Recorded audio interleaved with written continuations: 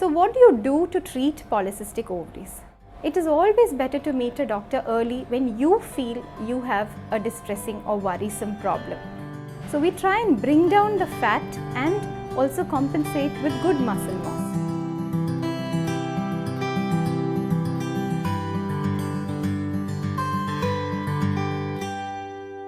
Hi, I'm Dr. Teena Anne Joy, Consultant Gynaecologist and Laparoscopic Surgeon, Aster Medicity Kochi. So today we'll talk about polycystic ovaries. A lot of you may have heard of this term polycystic ovaries, and some of you may also be diagnosed with the same. So what exactly is polycystic ovaries? To understand this, we must know what a follicle is. Ovaries have multiple small fluid-filled bags, normally called follicles. Each of these fluid-filled bags has an egg within. So there are multiple millions of follicles and millions of eggs in every woman's ovary. See, these follicles rupture or break open and release the egg. And 14 days from release of the egg is when the normal period happens. Now this rupture and breakage of the follicle does not happen in polycystic ovaries, and thereby the period becomes more and more prolonged or delayed. This is a big problem.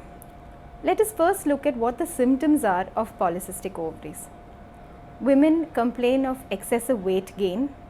They may have acne, oily skin, hair loss of the scalp hair, excessive hair over the face and also the rest of the body. Some women have irregular periods. Sometimes we call it amenorrhea, where they have no periods at all, and also fertility related problems. So now you can understand the mammoth of problems and that it's a very distressing issue.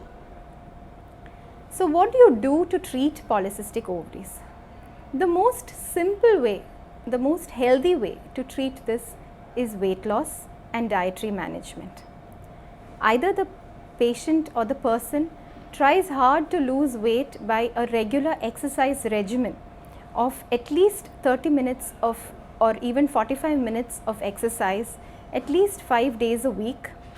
It could not necessarily be a difficult cardio workout. It could be just a jog or maybe a walk or even dancing or swimming or things that you like doing. And involve yourself in outdoor hobbies where you're actually burning off calories. Weight loss is a very integral part of correcting polycystic ovaries, because once the body weight to height ratio, that is the BMI, becomes within 19 to 25, the body automatically corrects its cycles. So all of our bodies have a certain percentage of fat and a percentage of muscle mass. So we try and bring down the fat and also compensate with good muscle mass. Now this helps in trying to correct the cycles which are regularized. Another way is to eat healthy food. Avoid junk food like pizzas, pastries, burgers, all the good things like ice cream, sweets, oily and fatty foods, saturated oils. If you try avoid these and go into healthier foods with protein, go easy on the carbs and also reduce the oily foods, then your body automatically will lose weight and try and correct its cycles. Why are we so worried about regularizing the cycles? Isn't it better not to have periods at all?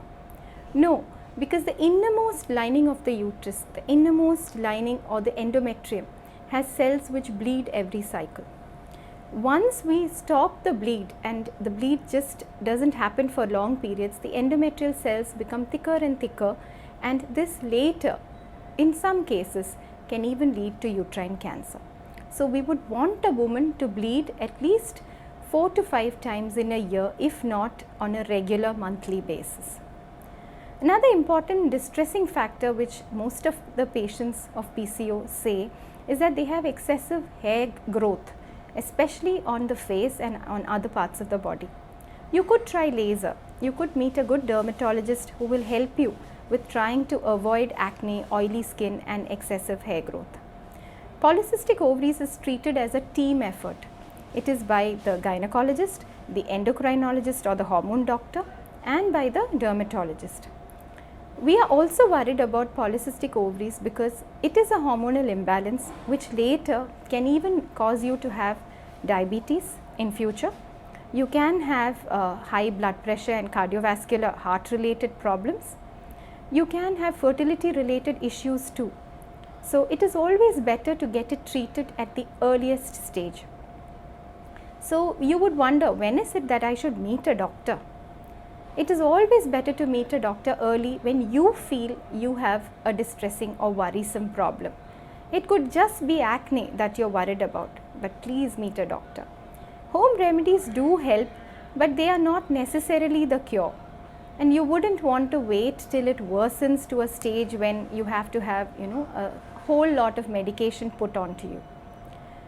So it would be wise to meet a doctor if your periods are irregular and if your fertility problems occur or you have excessive weight gain. These are the main issues. And also, when you look for fertility, initially it may be just a dietary management and exercise and weight loss that the doctor talks about. If that does not help, the doctor will add on medicines, which are tablets, and sometimes injections to cause your ovulation to happen. At other times, you may require a few surgeries to cause the eggs to rupture, and they are usually keyhole surgeries. The fertility specialist will be able to guide you as to what stage of polycystic ovaries you are in and what kind of treatments are the best suited for you. Because each person is different, each person's therapy and treatment is also different. Polycystic ovaries is not 100% curable because it is partly genetic and hormonal, but there is definitely hope. When we try and regularize our diet and exercise regimen and live healthy, I think we will find a solution to polycystic ovaries.